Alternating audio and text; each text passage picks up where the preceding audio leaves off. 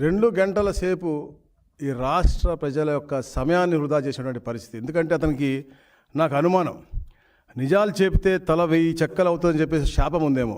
ఎప్పుడు కూడా అబద్ధాలు చెబుతూనే అతని యొక్క జీవనం సాగింది.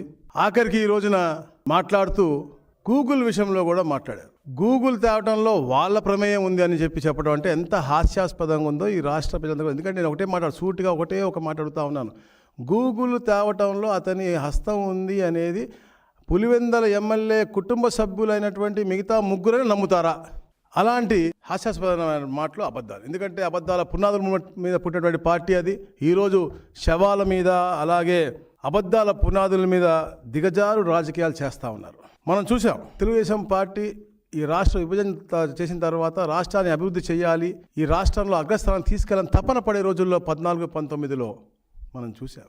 ఎట్లాగైనా కూడా ఎన్ని అబద్ధాలు చెప్పైనా కూడా తెలుగుదేశం పార్టీని దింపేయాలని ఆ రోజున కుట్ర పన్ని సొంత బాబాయిని కూడా, అంటే 6 అంగుళాల తల మీద గాయం ఉండి తొడల మీద చేతుల మీద దెబ్బలుంటే దాన్ని కూడా గుండెపోటు అని చెప్పి దాని తర్వాత నారాసుర రక్త చరిత్ర అని చెప్పేసి వాళ్ళ పేపర్లో వేసుకున్నటువంటి పరిస్థితి. సిబిఐకి ఇవ్వాలి అన్నారు. 2019లో వాళ్ళు వచ్చిన తర్వాత సిబిఐ గురించి ఊసేయలేదు, సిబిఐ గురించి మాట్లాడలేదు.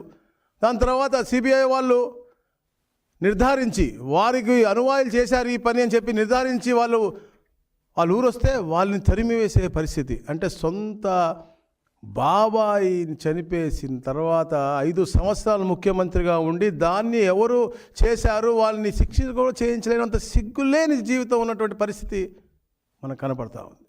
అలాగే పింక్ డైమండ్ చెప్పేసి కోర్టులో ఎఫిడవిట్లు వేశారు.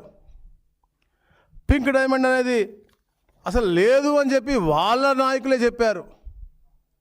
చెప్పి వాళ్ళు కోర్టు నుంచి విత్డ్రా చేసుకున్నారు. అంటే నేను ఎందుకు చెప్తా ఉన్నానంటే వారి యొక్క ఆలోచన, అబద్ధాలు ఎలా చెప్తారు, ఎలా మభ్య పెడతారు అని చెప్పడానికి ఇవన్నీ నిదర్శన. ఎందుకంటే